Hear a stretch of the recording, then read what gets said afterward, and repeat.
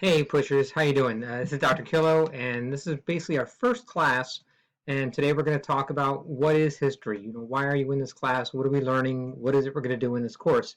So you've watched the video on the Three Little Pigs, and you've tried to come up with your own definition of what history is. And generally speaking, in my past experience, it's a little more complicated, I think, than most people think. Most students go for it's something that happened in the past, which is true. But it's more than that. You got to distinguish between the past and history. The past is something that's happened before now. It's an event that's occurred.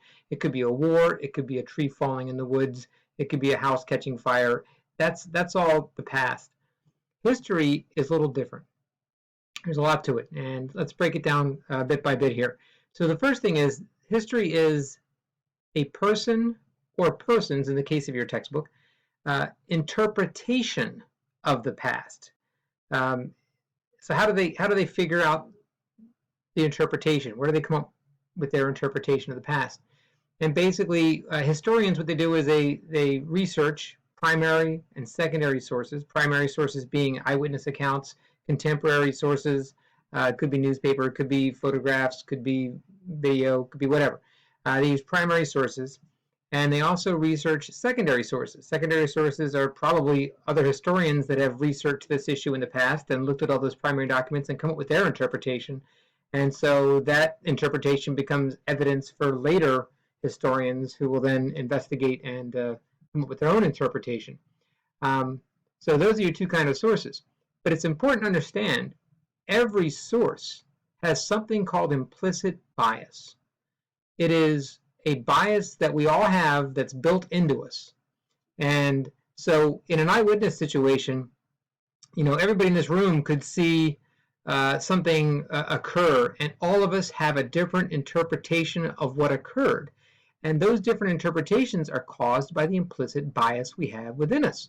You could look at the 2016 election, and some people might say that Hillary Clinton lost because some people voted for a third-party candidate, and some people would say, well, maybe it's not a third-party candidate, maybe we just ran a bad candidate. So everyone's got a different interpretation of what happened. So that's called implicit bias, and so all that stuff gets mixed into it. So again, when I'm doing research, everybody I'm looking at for research, it could be the eyewitness accounts, it could be the historians that did later research. All of that has bias, right? Now, maybe a photograph doesn't have bias, but the way you're going to interpret that photograph might have bias. So there's bias involved in that stuff. So they take all this evidence, then they pile it all in a big pile, and they say, all right, what do I give the most credence to here? Because these two sources, maybe they don't jive. Maybe they're not exactly the same. They have different descriptions of what occurred. Which source do I give more credence to? Well, then what am I basing my decision on to give this source more credence than that source? Again, implicit bias. It's there. Yeah, so they're trying to decide which evidence to give greater credence to. And what about all those people in the past that did not have their views represented in the historical record? So maybe in an Indian war that we had in the United States. The United States Army went in and they fought some Indians and killed the Indians, but maybe the Indians don't leave an historical record of what happened. So the American soldiers or the people, their commanders, whatever, they write their reports on what happened, and that ends up becoming history. And the people who are on the other side of that conflict don't leave an historical record because they didn't write down their experience.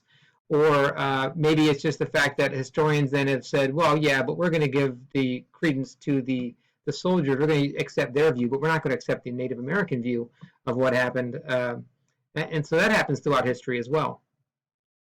So in the end, who determines which version of history becomes accepted? So how do we figure out what goes in the textbook? So one group that does that is academia. So other historians sit down, they read everybody's interpretation of what's going on, and they decide what is the accepted version of the history. Now, what's causing them to pick what they're picking? A lot of it might be someone in the past who was the accepted expert at something, and if that person has said, well, this is the way it happened, this is the history, then all the other historians might say, okay, I'm going with that guy because he's the expert in the field, so we're going to make that the way it is. Or it could just be it's coming from a different time period where everybody had a certain view of life, and they all accepted that Christopher Columbus was a hero rather than someone who may have caused the genocide. So academia has a part in it, and typically speaking, historians have to be peer reviewed. So if I create my own little history, a version of history, and I put it out there, other historians are going to look at it, and they're going to get to decide whether or not what I'm saying is true or not. And again, how many historians want to be the outlier that says, no, that guy's right, that guy's brilliant, Dr. Kilo knows what he's talking about? Oftentimes, it's like high school. They don't want to buck the system. They don't want to go outside of the accepted norms of things, and they don't want to rock the boat. So generally speaking, if they want to keep their position and continue to get other historians to accept their version of things, then they're going to accept other historians' versions of things. So there's peer pressure involved in that. You also have the media. And of course, the media is going to promote what they think is sensational, what's going to sell them or get airtime or whatever, what's going to get people to look at their sources. So the media might go with a version of events that is maybe not true, but a little more sensational. So that's also one of our sources. Then we have politicians. Politicians are big on promoting their version of history to achieve their goals. So if they want to conquer a land somewhere, they might portray the people who live there as being barbaric and past actions as being representative of someone who's not worthy of being able to govern themselves, aka the Iraq War, where politicians wanted to push a certain line about what Iraq was like so they could justify going in there and destroying the country. So there's all these different sources out there to determine what we accept as our history. And that's a problem. So another thing you have to also take into account is you're being taught this history by this dude, and so you have to ask yourself, does Dr. Kilo have a bias? The answer to that is yeah, I have a bias. No kidding. So everything I'm teaching you is being filtered through my own implicit bias, and a lot of teachers will tell you that teachers should never give their opinion of things, which that's complete malarkey, because every teacher is giving you an opinion, whether or not they state it or not. What I choose to show you in class, the documents I choose to read in class, the pieces of the document that I pull out and emphasize, all that stuff is coming from my implicit bias. And so yeah, everything I give you is biased. So I'm just trying to let you know up front that what I'm telling you is my version of what I think happened. That doesn't mean I'm not going to, talk about the other versions of what happened. Yeah, I do that a lot. But in the end, you're basically, I just want you to know, basically everything I'm feeding you is being filtered through my own implicit bias, and you need to be aware of that, as I need to be aware of that. So is everything I'm teaching you in class a lie? No. I would never intentionally try to lie to you or deceive you. And there's a difference between intentionally deceiving somebody and giving them an interpretation of history. Those are two different things. One has malicious intent, the other one does not, hopefully. So what is your job this year in my class? Your job this year is going to be question everything I tell you. Don't accept that what Dr. Kilo says is necessarily the history of the United States of America. You're going to see there's lots of versions of that history, and you need to question everything I say. You also need to identify your own implicit bias. Some of you will come to the realization that you've got your own little slant on things, and some parts of history or some points of view of history you'll be more accepting of than others, and you need to ask yourself, why is that? And should I continue to be that way, or should I be more open to looking at other sources that I have maybe dismissed in the past?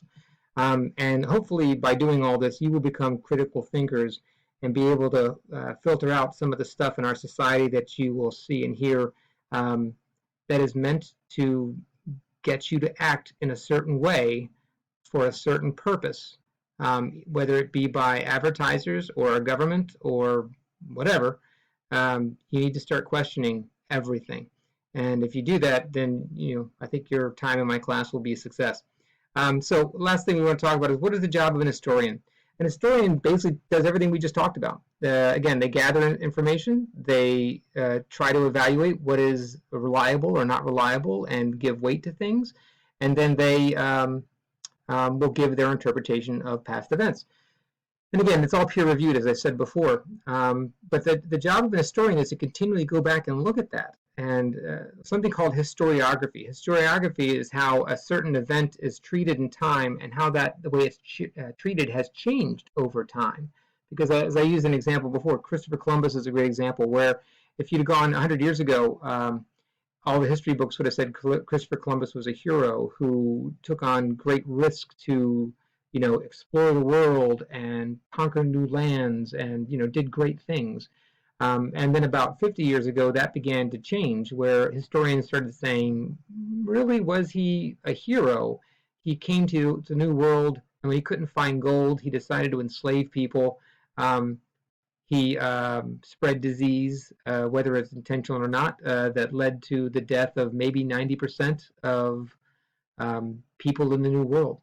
So people have a different take these days than they did 100 years ago on Christopher Columbus. That changing of the story is something that's called historiography.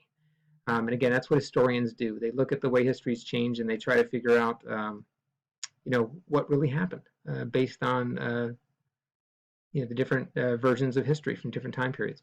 So complicated. Yeah, that's what history is. It's kind of complicated. It's like being a detective. You have to kind of sniff it out and figure out what's real and what's not real, and come up with your own decisions on what history is. So with that being said, we are about to embark on our exploration of United States history from 1491 to the present. And hopefully by the end of the year, you will be prepared to take the test, and you're going to kick butt, because you will have read a lot, you will have thought a lot, and even beyond the class, it'll make you a better human being. So thank you for paying attention, and let's get started. Goodbye.